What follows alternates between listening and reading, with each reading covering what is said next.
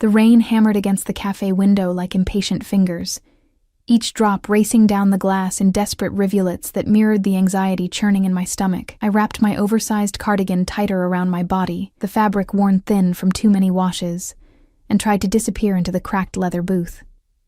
The coffee in front of me had gone cold an hour ago, but I kept my hands wrapped around the chipped mug anyway, needing something to anchor me. My best friend Sarah had set this up. "Just one date, Maya," she'd pleaded over the phone last week. "My cousin's friend needs someone nice. Low pressure. You need to get out of that apartment. Low pressure." The words felt like a cruel joke now as I glanced down at my reflection in the darkened phone screen. I'd done this on purpose. Chosen the baggiest sweater I owned, one that swallowed my frame whole and hid every curve. My hair was pulled back in a messy bun that I hadn't bothered to fix, and I'd skipped makeup entirely, except for a hasty swipe of chapstick. The jeans I wore had a hole in the knee, not the fashionable kind, but the kind that came from kneeling on the floor of the grocery store where I worked, stocking shelves until my back screamed. I wanted him to take one look and leave. I wanted this whole charade to end before it began.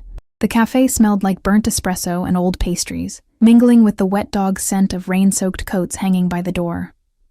A couple argued in hushed tones at the counter. A baby cried somewhere in the back. The fluorescent bulb above my table flickered intermittently, casting everything in an uncertain light that matched my mood perfectly. I was invisible here, safe in my ugliness, my poverty, my complete and utter ordinariness. My phone buzzed. Running 10 minutes late. So sorry. Marcus. I didn't even know his last name. Sarah had been frustratingly vague about the details. "He's successful," she'd said with a mysterious smile. "Very private, but kind. You'll like him." I didn't want to like him. I didn't want to like anyone. The last relationship had left me gutted, living in a studio apartment with walls so thin I could hear my neighbors' every movement, working double shifts just to make rent, eating ramen for dinner more nights than not. Dating required hope, and I'd buried mine somewhere deep where it couldn't hurt me anymore. The door chimed. Cold air rushed in, carrying the scent of rain and something else. Something expensive that didn't belong in this neighborhood. Leather, clean cologne, money. I didn't look up. Whoever just walked in wasn't my problem. But then the air in the cafe shifted. The arguing couple fell silent. The barista's hand froze mid-pour. Even the crying baby seemed to quiet, as if the world itself had taken a breath and held it. My skin prickled with awareness, that ancient instinct that recognizes a predator even before the conscious mind catches up. Slowly, against my better judgment, I lifted my gaze. 3 men had entered. No. 2 men flanked the doorway, their eyes scanning the cafe with mechanical precision, hands resting near their waists in a way that made my pulse spike. They wore dark suits that fit too well, earpieces barely visible, and they moved like soldiers. But it was the 3rd man who stole the oxygen from my lungs. He stood in the center, rainwater sliding off a black coat that probably cost more than my yearly salary. Tall, at least 6'2", with shoulders that filled the doorway even without the coat. Dark hair, slightly damp, pushed back from a face that could have been carved from marble by some Renaissance master who understood both beauty and cruelty. Sharp jawline, high cheekbones, eyes so dark they looked black in the cafe's dim lighting, scanning the room with the kind of cold assessment that made me want to hide. He was young, maybe early 30s, but carried himself with the authority of someone who'd commanded respect since birth. Power radiated from him like heat, making everything around him seem shabby and small by comparison. This couldn't be Marcus. This man didn't go on blind dates at rundown cafes. This man didn't go anywhere without purpose. But then his gaze found mine, and the world tilted. Those dark eyes locked onto me with an intensity that physically hurt, like staring into the sun. His expression didn't change, no smile, no recognition. But something shifted in his posture. A predator that had just spotted its prey. He moved toward me, his bodyguards following like shadows, and I couldn't breathe, couldn't move. My fingers tightened around the cold coffee mug until I thought it might shatter. "Maya?" His voice was low, controlled, with an accent I couldn't quite place. European, maybe? Old money. Danger. I nodded, unable to form words. This had to be a mistake, some cosmic joke. Men who looked like this, who moved like this, who made hardened bodyguards follow 3 steps behind. They didn't show up for blind dates with grocery store clerks wearing secondhand cardigans. I'm Dante. He didn't offer his hand, didn't smile, just studied me with those penetrating eyes that seemed to catalog every detail. My worn sweater, my unmade face, my bitten nails, my fear. May I sit? Before I could respond, one of the bodyguards was pulling out the chair across from me, checking it, checking the angle to the door, checking everything with trained paranoia. The other had positioned himself near the entrance, blocking it, blocking any escape.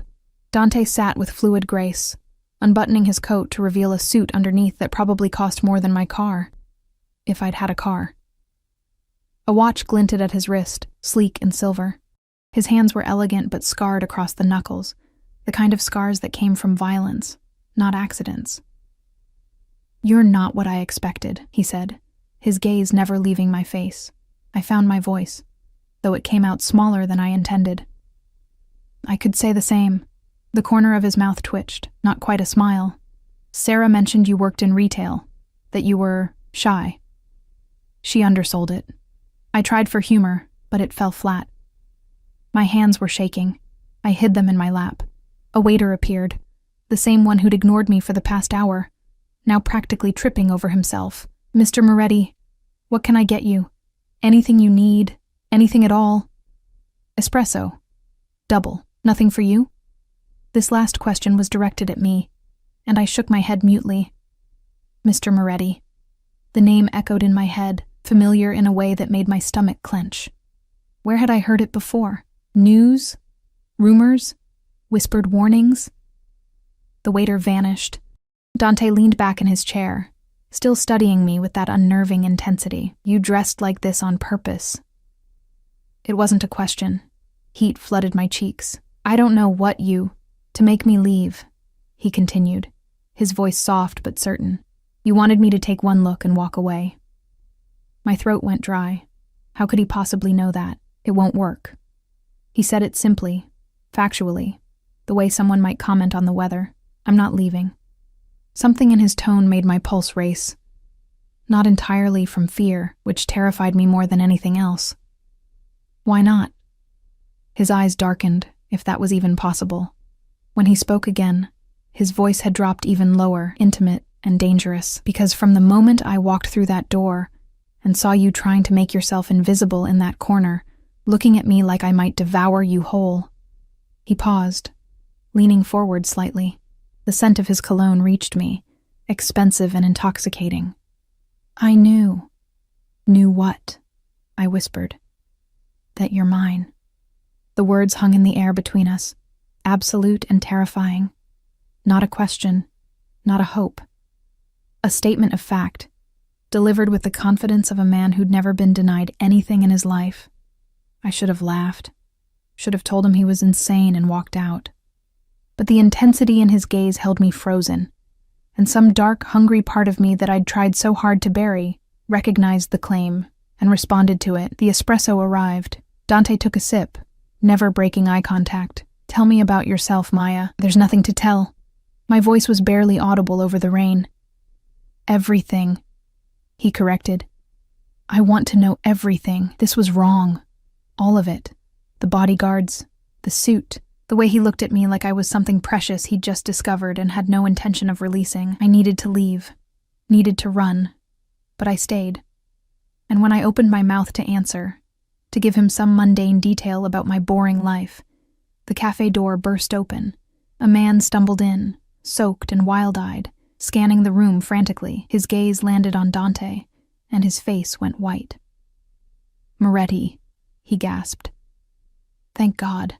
I need to talk to you. It's about the shipment. They know." "They..." He never finished. One of Dante's bodyguards had him by the throat, slamming him against the wall so fast I barely saw the movement. The cafe erupted into chaos. Chairs scraping, people screaming, someone's coffee shattering on the floor. But Dante didn't move. His eyes stayed locked on mine, one hand reaching across the table to capture my wrist before I could flee.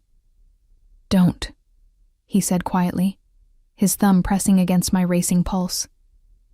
"Don't run from me, Piccola. You have nothing to fear," except I did.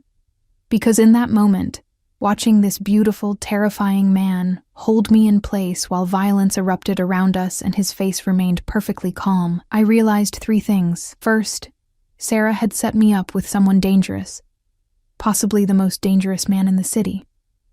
Second, Dante Moretti had no intention of letting me walk away from this cafe alone. And third, God help me, I wasn't sure I wanted to. The man against the wall was sobbing now, incoherent apologies spilling from his lips as Dante's bodyguard held him effortlessly in place. My wrist burned where Dante's fingers circled it. Not painful, but firm enough that I understood the unspoken command. "Stay." "Marco." Dante's voice cut through the chaos like a blade, quiet but absolute. "Take him outside, carefully." The bodyguard, Marco apparently, nodded once and dragged the stammering man toward the door. The other guard, still positioned at the entrance, opened it without a word.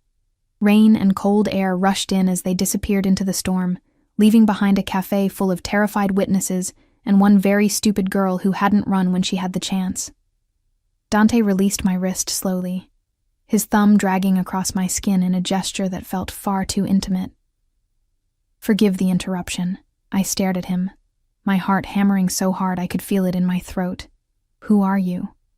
"I told you." "Dante Moretti." "That's not what I mean." My voice came out stronger than I expected. "What are you?" His eyes flickered with something that might have been approval. "Sarah didn't tell you?" "She said you were successful. Private." I pulled my hand back into my lap, trying to ignore how cold my skin felt without his touch.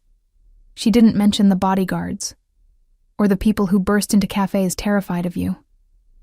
"No," he agreed, lifting his espresso cup. "She wouldn't have. You would have refused to come. The admission should have made me angry. Instead, it just confirmed what I'd already suspected.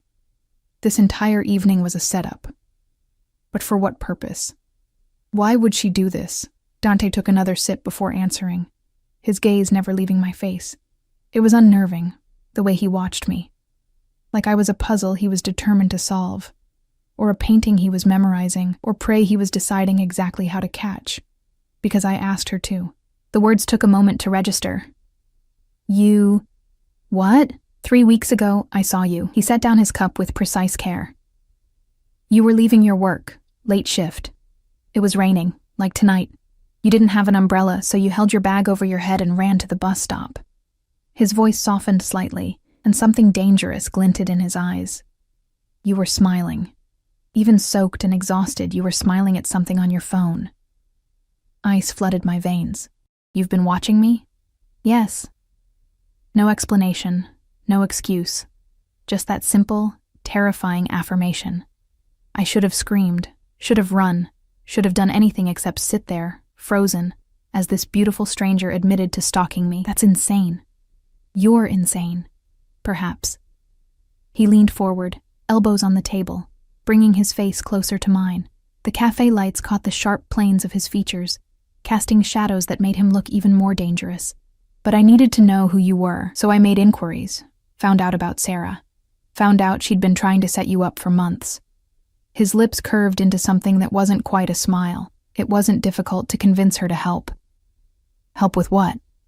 "Ambushing me? Meeting you properly." He said it like there was a distinction. Like stalking and orchestrating blind dates were somehow different levels of invasiveness. "I wanted to see you up close, speak with you. Understand why I haven't been able to stop thinking about you for 3 weeks. My hands clenched in my lap. Every instinct screamed at me to leave. But my body wouldn't cooperate. Maybe it was fear. Maybe it was shock. Or maybe... And this was the most terrifying possibility. It was the dark, twisted part of me that heard his words and felt something other than horror. "I don't understand," I whispered. "I'm nobody. I stock shelves and live in an apartment where I can hear my neighbors' every argument. I eat ramen for dinner and shop at thrift stores. Why would someone like you?" I gestured vaguely at his suit, his watch, the bodyguard still stationed at the door. Want anything to do with me? His expression shifted, something almost like tenderness crossing his features, before the cold mask returned. Because you smiled in the rain, Maya. Because when I've watched you these past weeks, I've seen you give your lunch to the homeless man who sits outside your store. I've seen you stay late to help an elderly woman reach something on a high shelf. I've seen you exist in a world that has clearly not been kind to you, and still maintain something genuine. He paused, his voice dropping.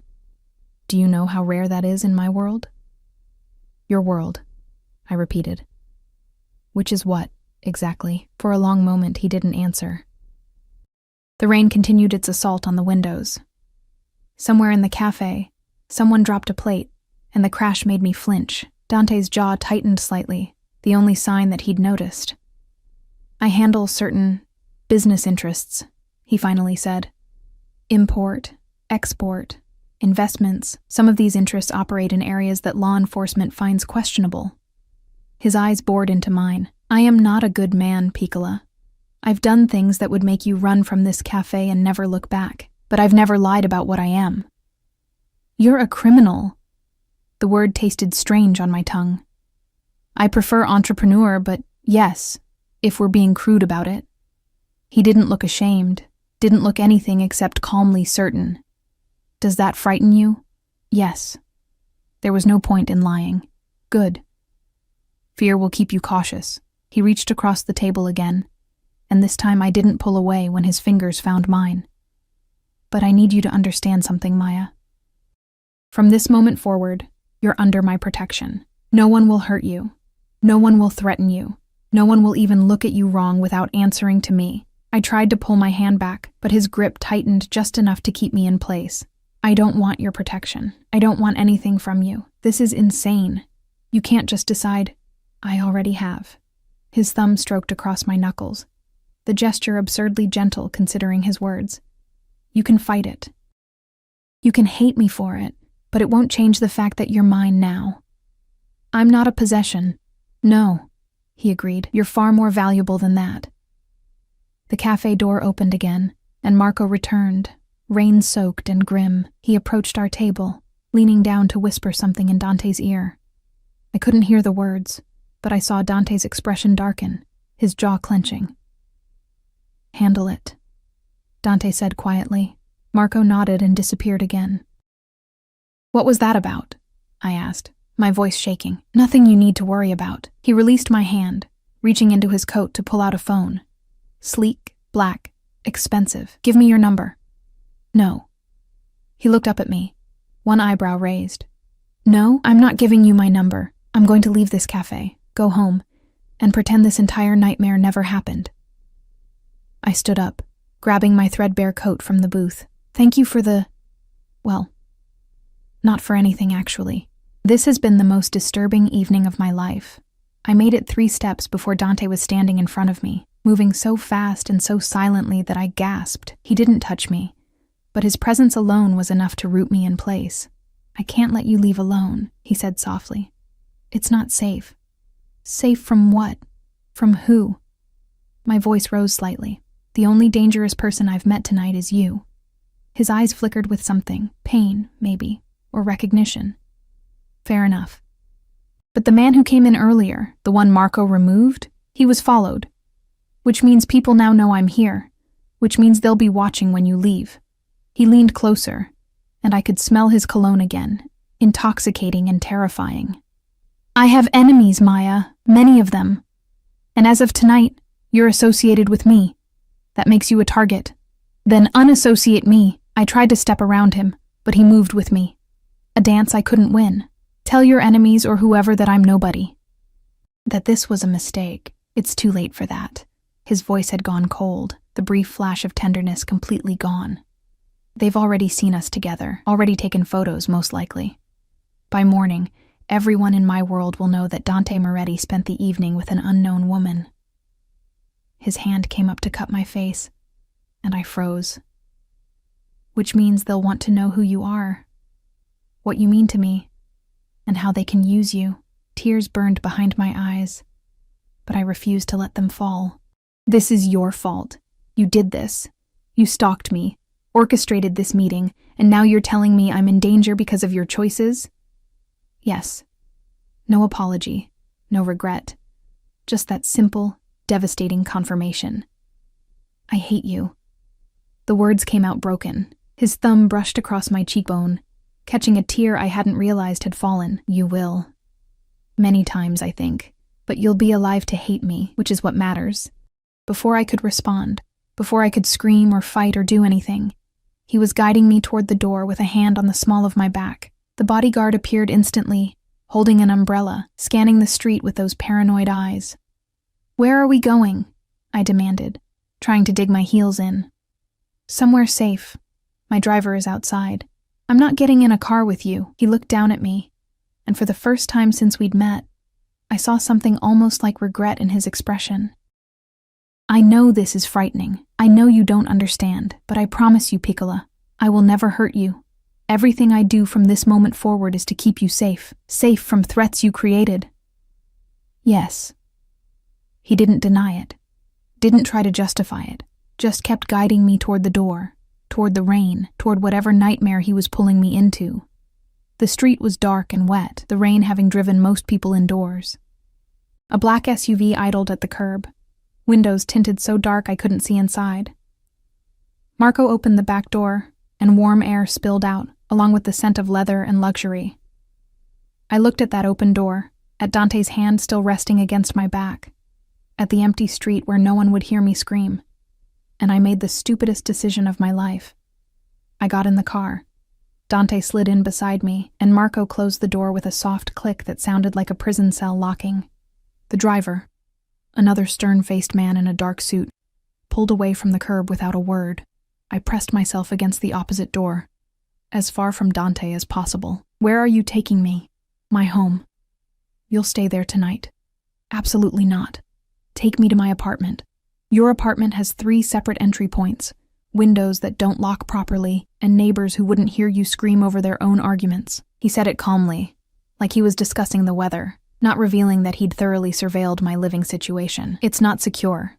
How do you know? I stopped, closing my eyes. Of course you know. You've been watching me for 3 weeks, making sure you were safe, he corrected. That's not comforting. I turned to face him fully, anger finally overtaking fear. Nothing about this is comforting. You're a criminal who's decided I belong to him based on seeing me smile in the rain. You've turned my life upside down in the span of an hour, and now you're kidnapping me. I prefer protective custody. The corner of his mouth twitched again. Was he amused? But yes. Technically, I suppose this could be classified as kidnapping. I wanted to hit him, wanted to scream, wanted to do anything except sit in this impossibly comfortable car that probably cost more than I'd earn in 5 years, watching this beautiful, terrifying man look at me like I was something precious he'd finally captured. What happens tomorrow? I asked, my voice small. What happens when I don't show up for work? When Sarah can't reach me? When people realize I'm missing? I'll handle it. He pulled out his phone, fingers moving across the screen. Your manager will receive notification that you've had a family emergency and need time off. Paid, of course. Sarah will receive a text from your number, explaining that the date went well, and you need some time to think. He looked up at me. And anyone else who matters to you will be assured that you're safe. You can't just erase my life. I'm not erasing it. His voice softened. I'm protecting it. There's a difference. The car pulled up to a gate, massive, iron, with security cameras visible even in the rain. It swung open automatically, and we drove through into what looked like a private estate. Trees lined the driveway, their branches creating a canopy overhead. In the distance, I could see lights. A house, but calling it that felt inadequate. It was a mansion. All stone and glass and old-world elegance. Welcome home, Piccola, Dante said quietly, as the car stopped in front of massive double doors. And despite everything, despite the fear and anger and sheer insanity of the situation, a small, traitorous part of me whispered that I'd never had a real home. Maybe that's why I didn't fight when Marco opened the door. Maybe that's why I let Dante guide me inside, his hand warm and possessive against my back. Or Or maybe I was just too tired, too broken, too desperate for something different than my sad little life. Whatever the reason, I crossed that threshold, and everything changed. The interior of Dante's home stole what little breath I had left. Marble floors gleamed under crystal chandeliers that cast prismatic light across walls adorned with art that looked like it belonged in museums. A grand staircase curved upward to the second floor, its wrought iron railing intricate as lace. The air smelled of sandalwood and something floral, jasmine, maybe, mixed with the underlying scent of old money and older secrets. I stood dripping on an antique rug that probably cost more than my entire apartment building, feeling more out of place than I ever had in my life. "You'll catch cold." Dante's voice came from behind me, closer than I expected. I jumped slightly, and his hand settled on my shoulder, steadying, claiming. "Come, I'll show you to your room." "My room," I repeated numbly. "Like I'm a guest." "You are a guest." He moved past me toward the staircase, clearly expecting me to follow. An honored one. Honored guests can usually leave when they want. He paused mid-step, turning to look back at me. In the chandelier light, his features were even more striking. Sharp enough to cut, beautiful enough to make my chest ache. "Give me 1 week, Maya." "What?" "1 week."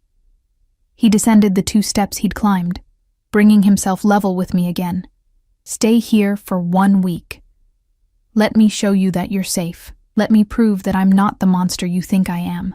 His hand came up to brush a wet strand of hair from my face, the gesture achingly gentle. "If after 7 days you still want to leave, I'll take you home myself.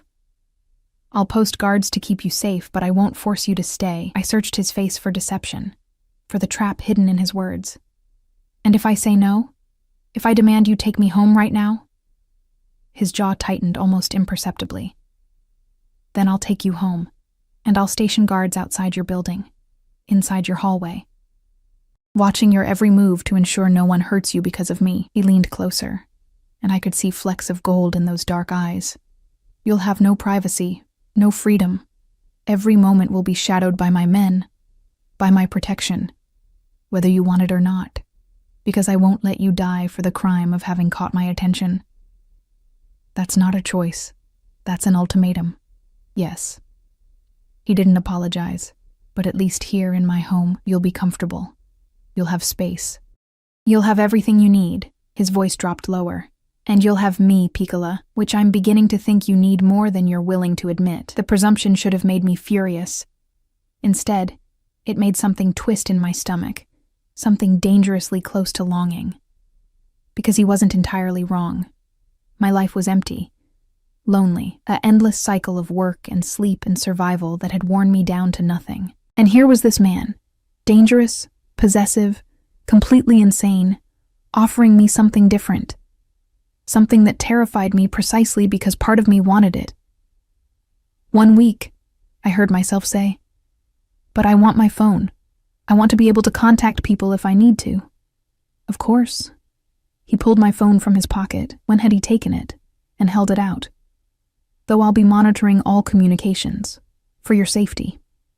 I snatched it back, holding it against my chest like a lifeline. "You're unbelievable. I'm practical." He turned back toward the stairs. "Come. You need dry clothes and food. When did you last eat?" The question caught me off guard. Lunch, I think. Yesterday." He stopped walking, his shoulders tensing. When he looked back at me, something burned in his expression. Anger, but not directed at me. "Yesterday. I was saving money. Rent is due, and I had to fix my—" I stopped, realizing I was explaining myself to my captor. "Everything about you is my business now." He closed the distance between us in 2 strides, his hand cupping my face again in that possessive gesture that made my knees weak. "You will never go hungry again, never choose between food and rent. Never work yourself to exhaustion just to survive." His thumb traced my lower lip, and I couldn't suppress the shiver that ran through me. "I take care of what's mine, Maya. And you, whether you accept it yet or not, are mine." Before I could respond, before I could tell him again that I wasn't a possession, He was guiding me up the stairs with that firm hand against my back. We walked down a hallway lined with more art, more luxury, more evidence of a life so far removed from mine it might as well have been another planet. He stopped at a door, pushing it open to reveal a bedroom that made me gasp. It was enormous. A 4-poster bed dominated the center, dressed in linens that looked softer than clouds. Floor-to-ceiling windows overlooked the estate grounds, where landscape lighting illuminated gardens even in the rain. A sitting area featured a velvet couch and chairs arranged around a fireplace that crackled with real flames. A door stood ajar, revealing a bathroom with a tub large enough to swim in. "This is..." I couldn't find words. "Yours." Dante moved into the room, opening a closet that ran the entire length of one wall. Inside hung clothes, women's clothes, in various sizes and styles. I wasn't sure what you'd like, so I had several options prepared. "Tomorrow, if none of these suit you, we'll arrange for a proper wardrobe." I stared at the clothes, then at him. "You prepared this. Before tonight. Before you even knew if I'd come. I told you. I've been planning this for 3 weeks." He selected a soft-looking sweater and pants, laying them on the bed. "I wanted everything ready for you." "This is insane," I whispered, but the words had lost their heat. I was too tired, too overwhelmed, too seduced by the warmth and comfort and sheer luxury surrounding me. "Get changed." His voice had gone gentle again. "There's a bathroom through that door. Take your time. When you're ready, come downstairs. I'll have dinner prepared." He moved toward the door, and panic flared in my chest. "Wait." He turned, eyebrows raised. "Why me?" The question burst out before I could stop it. "Really, I need to understand. You could have anyone. Women who fit into your world. Women who are beautiful and sophisticated and... You are beautiful." He said it with such conviction that I almost believed him. But more than that, you're real, genuine, untouched by the corruption and greed that poisons everything in my world. He took a step back toward me, and I held my ground even though every instinct screamed to retreat. "Do you know what it's like, Maya, to live in a world where everyone wants something from you? Where every smile is calculated, every word a negotiation, every relationship a transaction?" I shook my head mutely. "It's exhausting, soul-destroying." His hand came up to my face again, and this time I leaned into it without thinking. "And then I saw you, smiling in the rain for no reason except that something on your phone amused you. Giving your lunch away even though you couldn't afford to. Existing in your small, difficult life with a grace and kindness that no one in my world possesses." His voice dropped to barely a whisper. "You're everything I'm not, Piccola. Everything I can never be. And I want you so desperately it frightens even me." The confession hung between us, raw and honest and terrifying. I should have pushed him away, should have maintained my anger, my fear, my resistance. Instead, I whispered, "What if I disappoint you? What if I'm not what you think I am?" His smile was small but genuine. "Impossible. Now get changed before you catch pneumonia. I didn't go through all this trouble just to watch you get sick." He left before I could respond, the door clicking shut behind him with a finality that made my stomach clench. I stood alone in that beautiful room, dripping on expensive carpet, my wet cardigan clinging to my skin. Part of me wanted to try the door to see if he'd actually locked me in. But a larger part, the part that was tired and cold and so desperately hungry for something more than survival, just wanted to believe him. The bathroom was as luxurious as the bedroom. Heated floors warmed my frozen feet. Fluffy towels hung on warming racks. The shower had multiple heads and settings that probably required an engineering degree to understand. I peeled off my wet clothes, leaving them in a sodden heap, and stepped into the shower. Hot water cascaded over me, washing away the rain and cold and fear. Expensive soaps lined built-in shelves. Lavender, vanilla, rose. I used them all, scrubbing until my skin turned pink, until I felt almost human again. The clothes Dante had selected fit perfectly. How had he known my size, and were softer than anything I'd ever owned? The sweater was cashmere, dove gray, and felt like being wrapped in a cloud. The pants were silk-lined, falling perfectly to my ankles. I caught sight of myself in the full-length mirror, and barely recognized the woman staring back. Without the intentional frumpy disguise, without the armor of ugliness I'd worn to the cafe, I looked different, vulnerable, almost pretty, in the right light. My phone buzzed. A text from Sarah. OMG, how did it go? Marcus said you guys really hit it off, Marcus. She still thought his name was Marcus. She had no idea what she'd actually set in motion. I typed back, it was interesting. Need some time to process. Talk tomorrow? Her response came immediately. Yes. So proud of you for giving it a chance. He's a good guy, I promise. A good guy. I almost laughed. Dante Moretti was many things, but good wasn't one of them. My stomach growled, reminding me I hadn't eaten since yesterday. The thought of food, real food, not ramen or day-old bread, was too tempting to resist. I left the safety of the bedroom and made my way downstairs, following the sounds and smells emanating from somewhere in the back of the house. The mansion was a maze of hallways and rooms, each more opulent than the last. I passed a library with floor-to-ceiling books, a room filled with gym equipment, another that looked like a home theater. Finally, I found the kitchen, modern and gleaming, all marble counters and professional-grade appliances, and there, at a small table in an adjacent breakfast nook, sat Dante. He'd changed too, trading his suit for dark pants and a simple white shirt, sleeves rolled up to reveal those scarred forearms. His hair was still damp, suggesting he'd showered as well. He looked younger like this, less dangerous, though the gun I could see holstered at his side quickly dispelled that illusion. Sit. He gestured to the chair across from him, where a plate waited. Pasta in cream sauce, perfectly cooked vegetables, bread that steamed when I broke it open. Eat. I sat, unable to resist the siren call of real food. The first bite nearly made me moan, rich and flavorful, and so far beyond anything I'd tasted in months that tears pricked my eyes. Dante watched me eat with that intense focus, barely touching his own plate. Good? I couldn't find adequate words. Thank you. Don't thank me for basic necessities. His voice had gone hard again. The fact that you've been starving yourself to pay rent makes me want to burn down your landlord's office. Please don't. I took another bite, savoring it. I need a place to live. You have one. Here, for 1 week, I corrected. That was the deal. His jaw tightened, but he didn't argue. Instead, he asked, tell me about yourself, your family. Why? So you can add it to the file you've clearly already compiled on me? I want to hear it from you. He leaned forward, elbows on the table.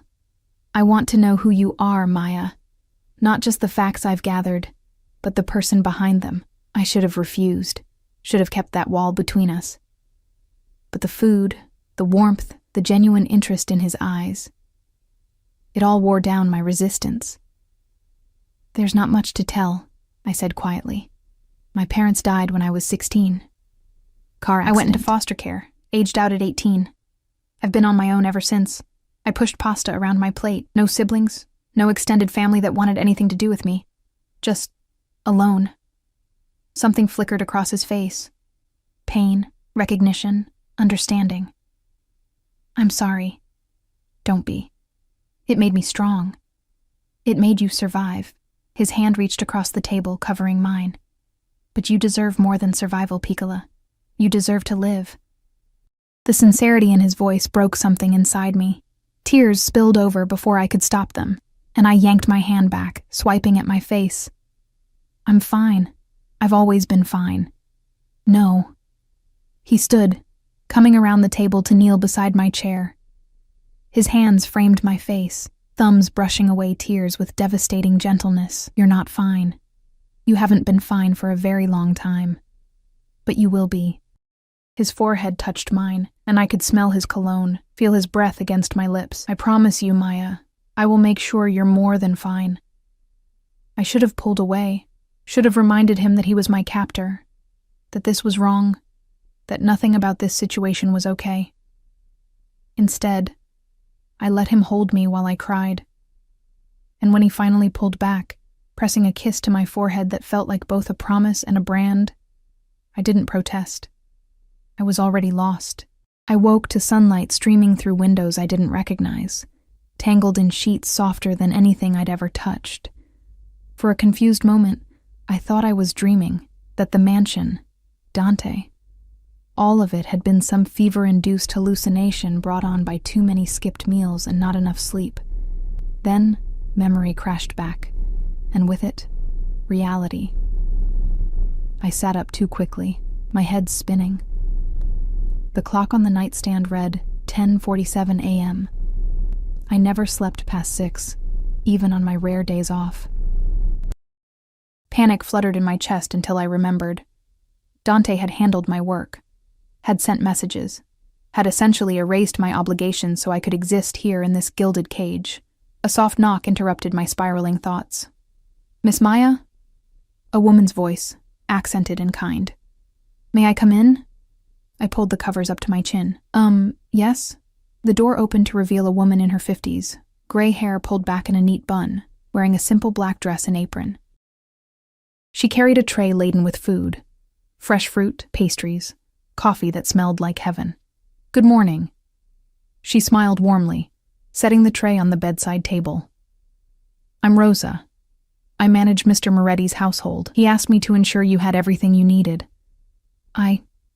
I stared at the food, my stomach growling traitorously. "Thank you, but you didn't have to. It's no trouble." Rosa began opening curtains, letting in more of that golden light. "Mr.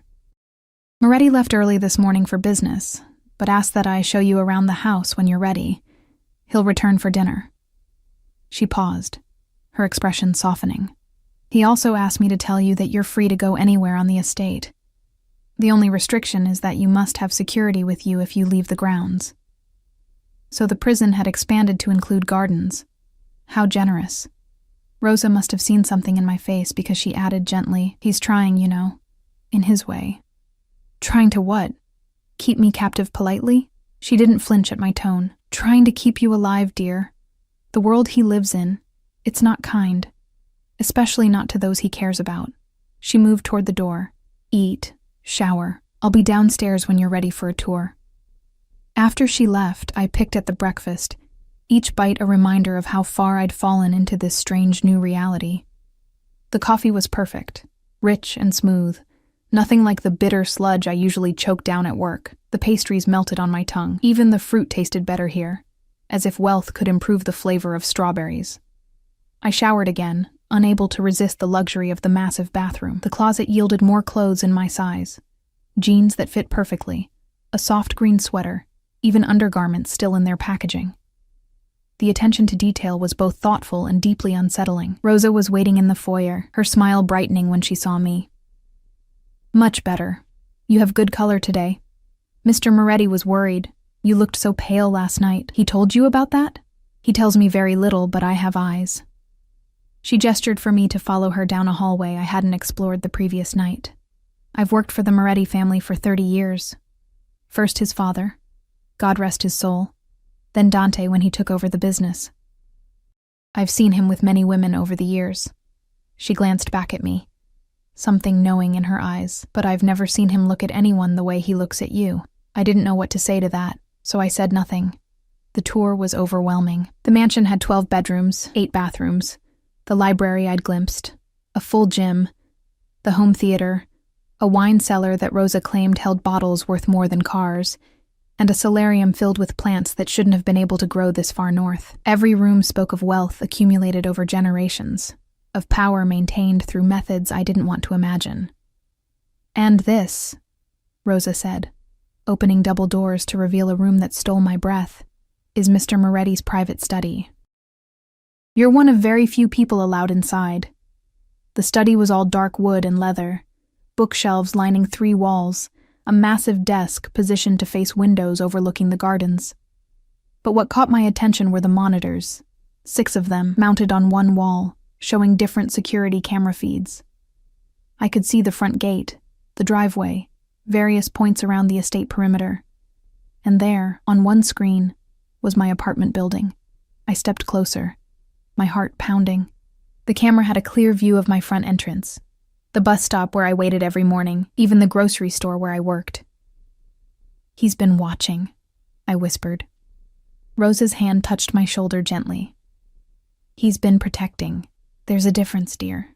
Is there? I turned to face her, because from where I'm standing it looks like obsession. She studied me for a long moment before speaking. When Dante was 15, his mother was killed. Murdered by rivals who wanted to hurt his father. They took her from a restaurant in broad daylight, and by the time his father's men found her, it was too late. Rosa's voice was soft but steady. Dante was the one who identified her body. A boy, looking at what those monsters had done to the woman he loved most in the world. My anger faltered, replaced by something uncomfortably close to sympathy.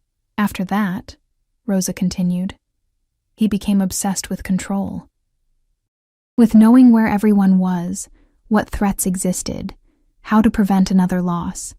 His father tried to help him, but the damage was done. When his father died 5 years ago, Dante took over not just the business, but the burden of protecting everyone in his world. She squeezed my shoulder. So yes, he watches. Yes, he controls. But it comes from a place of terror, not cruelty. He's afraid of losing what matters to him. But I'm not his to lose, I protested weakly. Rosa's smile was sad. Try telling him that. She left me alone in the study, and I sank into the leather chair behind Dante's desk, staring at those monitors, at my building, at the life I'd been living, small and struggling and alone.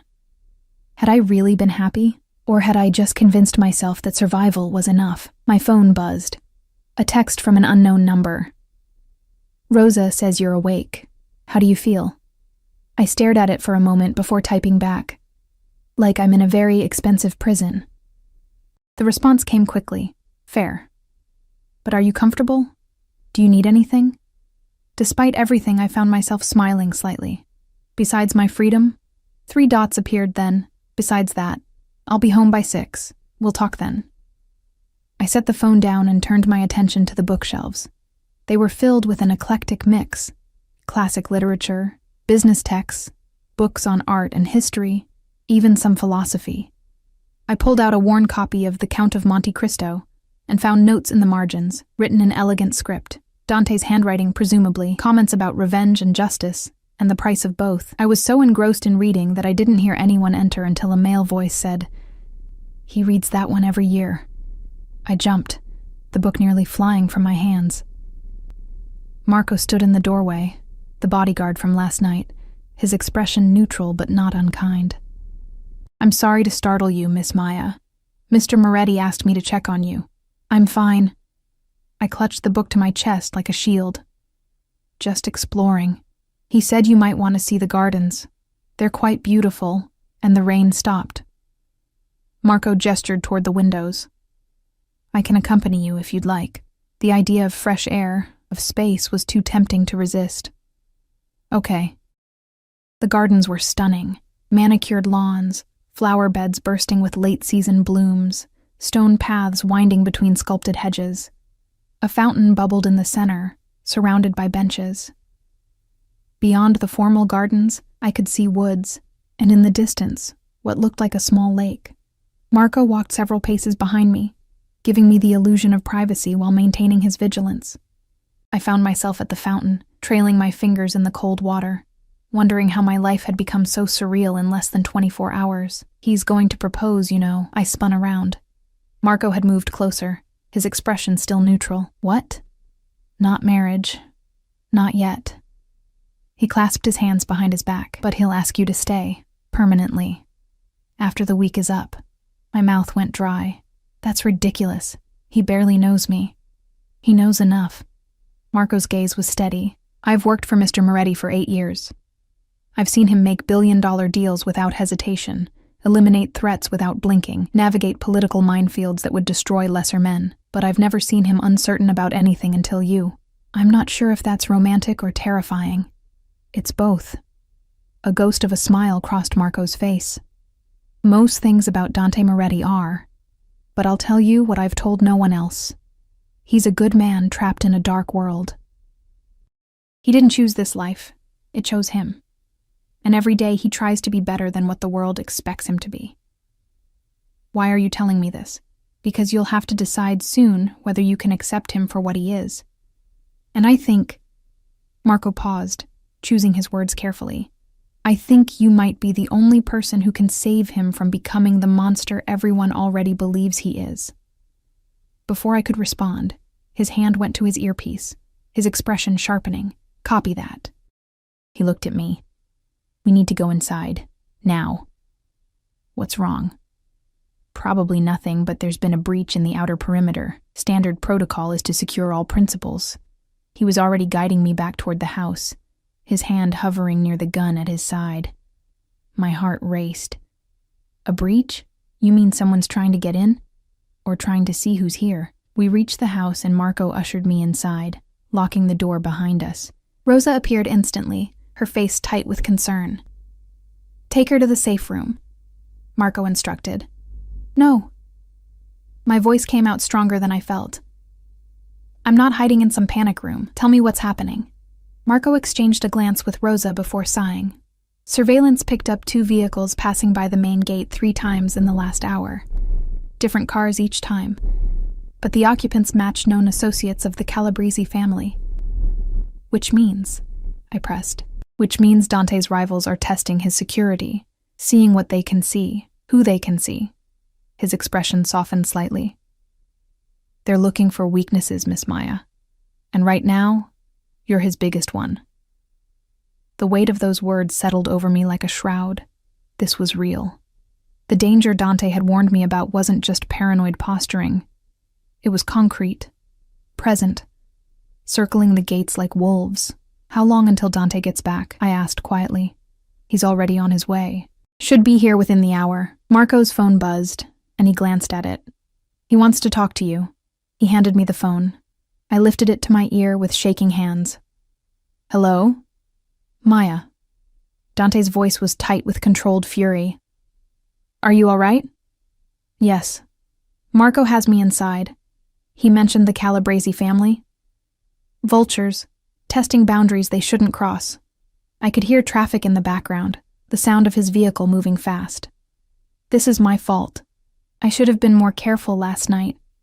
Should have ensured no one saw us together. It's a little late for should-haves. I know, he paused. And when he spoke again, his voice had softened. I'm sorry, Piccola. I promised to keep you safe, and already they're circling. But I swear to you no one will touch you. No one will even get close. Despite everything, the fear, the anger, the sheer insanity of the situation, his words settled something in my chest. I believe you. Good. I could hear the relief in his voice. Stay inside until I get there. Don't go near windows. Marco and Rosa will keep you safe. Dante? I said before he could hang up. Yes? Hurry. The single word held more meaning than I wanted to admit. More need than was wise, more trust than I should have felt. Already am, amore mio. The endearment rolled off his tongue like honey. Already am. The line went dead. I handed the phone back to Marco, who was watching me with that knowing expression again. Come, Rosa said, taking my arm. Let's get you some tea. You look pale again. But as she led me toward the kitchen, as Marco took up position by the door, as the mansion's security systems hummed to life around me, I realized something that should have terrified me, but instead felt almost like relief. I was waiting for Dante to come home, not my captor, not the dangerous criminal who'd upended my life, but Dante, the man who read The Count of Monte Cristo every year and made notes about justice, who'd lost his mother at 15 and never recovered, who looked at me like I was something precious and rare and worth protecting at any cost. I was waiting for him, and that realization changed everything. Dante arrived like a storm, the front doors slamming open, his footsteps echoing through the marble foyer, his voice sharp as he barked orders to Marco and the other guards who'd materialized from nowhere.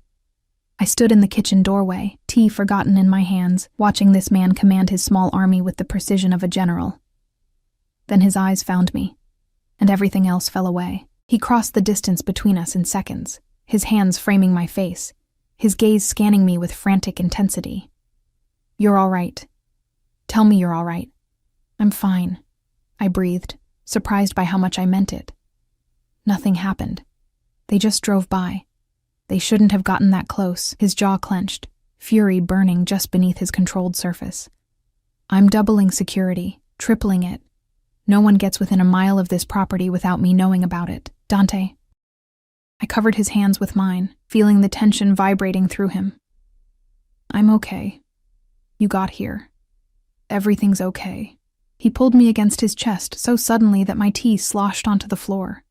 His arms banded around me, one hand cradling the back of my head, and I could feel his heart hammering against my cheek. When Marco called, when he said the Calabresi were circling, his voice broke slightly. I couldn't breathe, Maya. The thought of them touching you, hurting you because of me, but they didn't. I pulled back enough to look at his face. Your security worked. Your people protected me. The system you built kept me safe. Something shifted in his expression. Gratitude, wonder, and that devastating intensity that made my knees weak. You're not angry? Not blaming me for bringing this danger into your life? I should have been. Any rational person would have been. But standing there in his arms, feeling the genuine terror that had gripped him at the thought of me being hurt, I couldn't summon the anger I knew I should feel. I'm terrified, I admitted. But not of you. Not anymore. His thumb traced my cheekbone, and I saw his walls crumbling in real time. I need to tell you something, about why I'm the way I am, why I can't let you go. Rosa told me. About your mother. Pain flashed across his face. Then you understand. After she died, I swore I'd never let anyone I cared about be vulnerable again. I built walls, systems, an entire empire designed to protect what's mine. His forehead touched mine, but then I saw you, smiling in the rain, and every wall I'd built crumbled. You became my greatest vulnerability and my greatest desire all at once. That's not love, Dante, I whispered. That's obsession. Perhaps. His lips brushed my temple. But give me time, Piccola. Let me show you it can become love. Real love. The kind that doesn't cage but protects, that doesn't possess but cherishes. Before I could respond, Marco cleared his throat from the doorway. Sir, we need to discuss the security breach. Dante's expression hardened instantly. The vulnerable man disappearing behind the crime lord's mask. Give me 10 minutes. He looked back at me. Will you wait for me? In the study? I nodded, and he pressed a kiss to my forehead before releasing me and striding away with Marco, already issuing commands. Rosa appeared with a mop for the spilled tea, her expression knowing. See? He comes alive around you. You make him feel, and that's something his world doesn't usually allow. I'm not sure I'm ready for this, I confessed. No one ever is, dear. She squeezed my shoulder. But sometimes the best things in life are the ones we never planned for. I made my way to the study, sinking into the leather chair behind Dante's desk. The security monitor still showed my apartment building, the bus stop, the life I'd been living just yesterday. It already felt like a lifetime ago. My phone buzzed. Sarah. Haven't heard from you. Everything okay? Did you see him again? I stared at the message, wondering how to explain. Finally, I typed, Everything's complicated, but okay. I'll call you soon. Promise. Her response. Okay, but I'm here if you need me. Marcus seemed really into you, BTW. Said it was the best date he'd had in years. Marcus. Dante. 2 names for the same dangerous man who'd somehow slipped past every defense I'd built. The door opened, and Dante entered alone, his tie loosened, exhaustion evident in the set of his shoulders. He locked the door behind him, a gesture that should have alarmed me, but instead felt intimate, like he was shutting out the world to create a space just for us.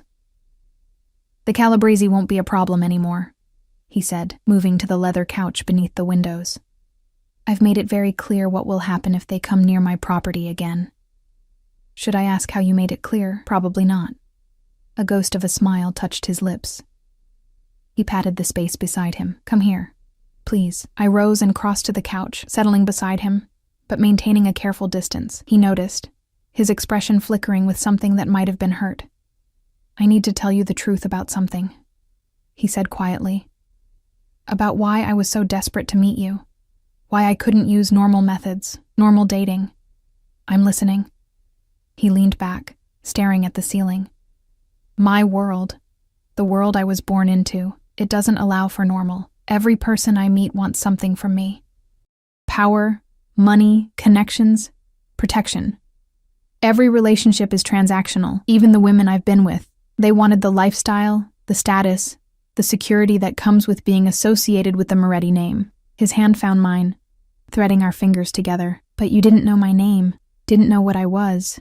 You dressed ugly on purpose to drive me away, which meant you weren't trying to trap me. You gave your lunch to homeless people and smiled for no reason and existed in a world that didn't revolve around me. He turned his head to look at me. Do you understand how rare that is? How precious? So I was what? A novelty? Something different to collect? No. He sat up, turning to face me fully. You were hope. A glimpse of something real in a world built on lies and violence and corruption. When I saw you, I thought maybe I could have something genuine. Maybe I could build something that wasn't stained by blood and fear. But you went about it all wrong, I said softly. The stalking, the forced date, the kidnapping. I know. He looked away, shame evident in his expression. I know.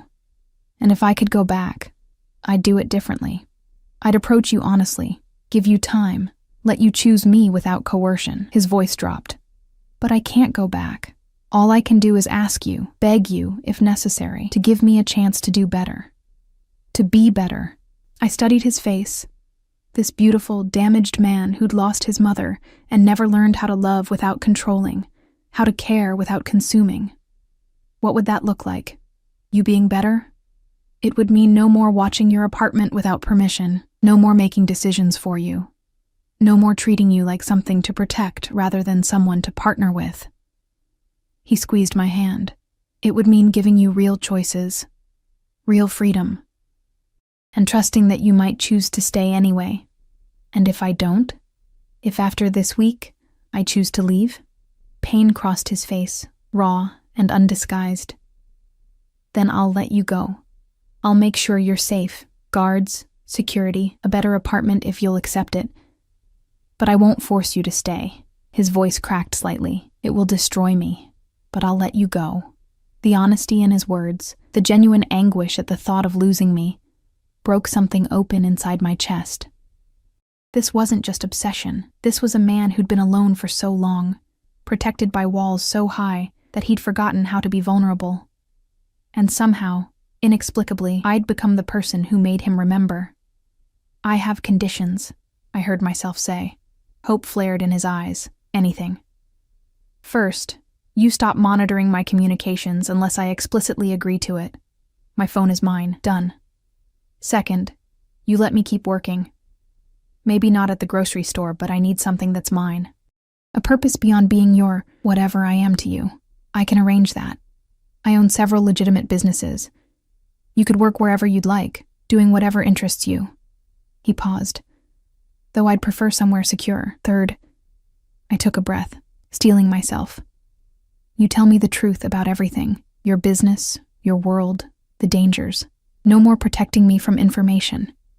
If I'm choosing to be part of this, I need to know what I'm choosing. His jaw tightened, but he nodded.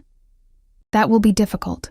There are things I've done, things I do, that will change how you see me.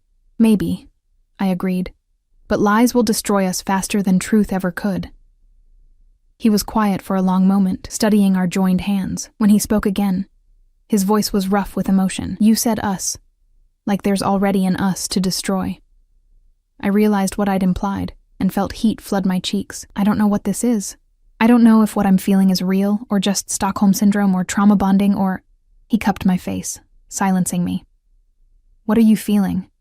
Terrified, confused, angry at myself for not hating you. I met his eyes, but also safe, seen. Like for the first time in years, someone actually cares if I exist. I more than care, Maya. His thumb brushed my lower lip. I'm consumed by you. Every thought, every decision, every plan I make, they all revolve around keeping you safe and making you happy. It's maddening and wonderful and completely unprecedented in my life. That's not healthy. Nothing about me is healthy. His smile was self-deprecating.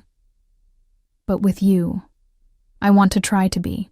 I want to be the man who deserves that smile you gave the rain. The man who earns your trust rather than forcing it. I should have pulled away, should have maintained distance and rationality. Instead, I found myself leaning into his touch, my eyes drifting closed. I must be insane. We'll be insane together. His breath ghosted across my lips. May I kiss you, Piccola? I've wanted to since the moment I saw you in that cafe, drowning in that ugly cardigan. The fact that he asked, that he gave me the choice, made my decision easy. Yes. His lips met mine with devastating gentleness, nothing like the possessive intensity I'd expected.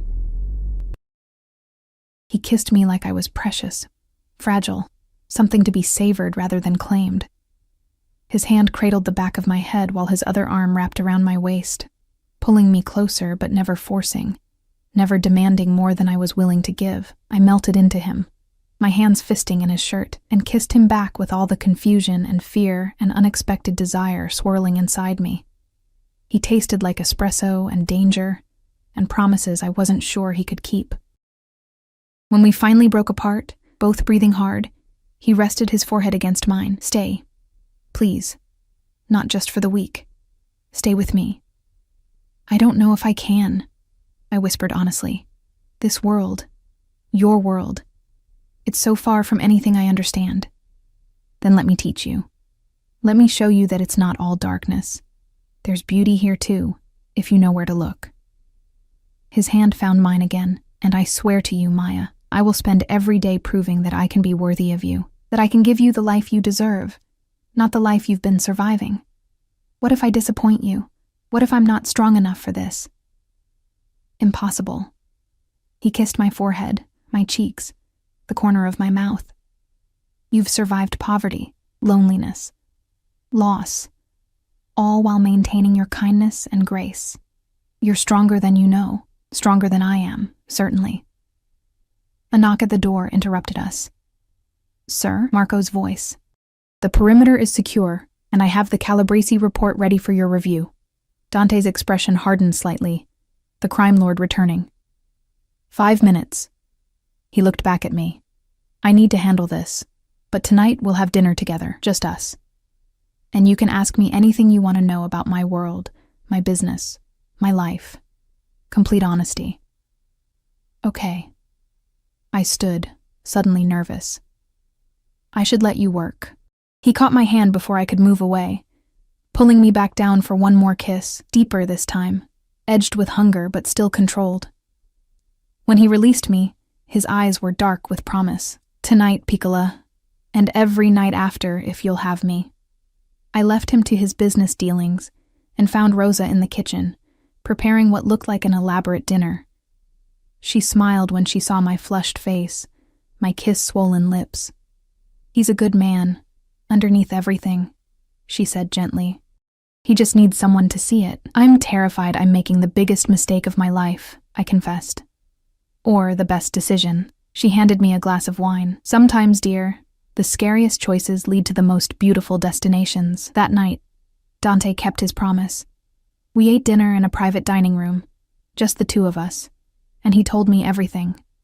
About his father's business, the legitimate fronts and the darker operations behind them, about the violence he'd witnessed and participated in, about the enemies he'd made and the blood on his hands. He didn't soften it or make excuses. He laid bare the reality of his world, watching my face for the moment I'd be unable to handle it and walk away. But I didn't walk away. Instead, I asked questions, tried to understand, attempted to reconcile this man who read classic literature and mourned his mother with the one who admitted to ordering executions and manipulating systems. I won't pretend to be something I'm not, he said as midnight approached. I'm a criminal by any legal definition. I've hurt people, destroyed lives, built an empire on fear and violence. If you can't accept that, I understand. But I need you to know, everything I do, every dark thing I'm part of, it's to protect the people in my world, to maintain a balance that keeps worse monsters at bay. Vigilante justice, I murmured. Something like that. He refilled my wine glass. The law doesn't reach into the places I operate. Someone has to maintain order, even if that order is built on morally questionable foundations. I was quiet for a long time, processing. Finally, I said, I don't think I can ever be comfortable with violence, but I understand that you didn't choose this life. It chose you, and you're trying, in your way, to be better than what was expected of you. Relief flooded his expression. Does that mean? It means I'll stay, past the week, past whatever deadline you set in your head. I reached across the table, taking his scarred hand in mine. But you have to keep your promises, the honesty, the freedom, treating me as a partner, not a possession. I swear it. He brought my hand to his lips, kissing each knuckle. On my mother's memory, on everything I am, I swear I will be better for you. 3 months later, I stood in that same study, watching snow fall over the estate grounds. My apartment had been given up, my few possessions moved here. I'd started working for one of Dante's legitimate companies, event planning, something I discovered I had a talent for.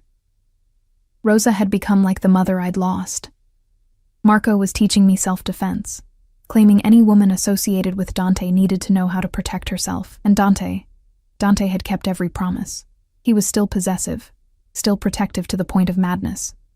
But he asked before he acted, consulted me on decisions that affected my life, gave me space when I needed it, and held me close when I didn't. We fought sometimes, about his overprotectiveness, about business decisions I disagreed with, about the inherent danger of his world.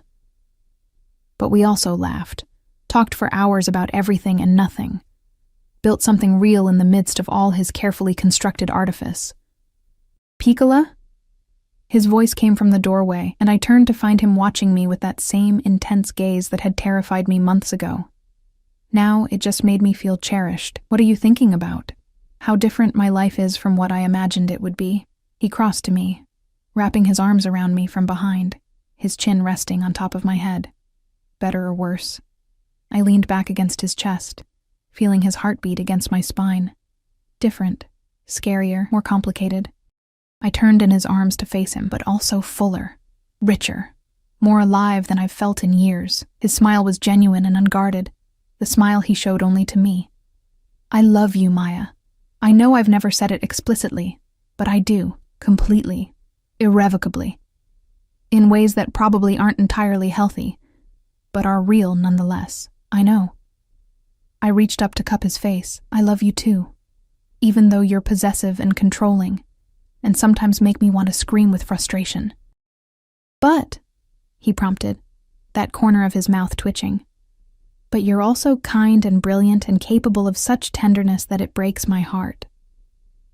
I pulled him down for a kiss. You're my complicated, dangerous, wonderful disaster of a man, and I wouldn't change you even if I could. He kissed me deeply, thoroughly, with all the passion and possession and love that defined everything about us. When we broke apart, he reached into his pocket and pulled out a small velvet box. My heart stopped. I'm not proposing, he said quickly, seeing my expression. Not yet. I know you need more time, and I respect that. He opened the box to reveal a delicate necklace, a small key on a platinum chain. But I wanted you to have this, a symbol that you hold the key to everything I am. My home, my heart, my entire world. Tears blurred my vision as he fastened it around my neck, the key settling just above my heart. It's beautiful. You're beautiful. He turned me to face the window again, his arms wrapped around me. And this, us, we're going to make it work. I'll spend every day earning the gift of your presence in my life. I know you will. I laced our fingers together, watching snow blanket the gardens in white. But Dante? Yes, amore mio? Eventually, you're going to have to explain to Sarah that Marcus doesn't exist. His laugh rumbled through his chest into my back. Eventually, but not tonight. Tonight, I just want to hold you and be grateful that you smiled in the rain that day, that you walked into that cafe wearing an ugly cardigan, that you gave me a chance when every logical part of you screamed to run. Best worst decision I ever made, I murmured. The very best worst decision, he agreed. And as we stood there together, watching Winter transform his estate into something magical, I realized that Rosa had been right. Sometimes the scariest choices did lead to the most beautiful destinations. I'd walked into that cafe expecting nothing and found everything. In the arms of a dangerous man who loved me with the same intensity he applied to everything else in his life. Completely, obsessively, and with a devotion that would move heaven and earth to keep me safe. It wasn't perfect. It would never be simple, but it was ours. And that was enough.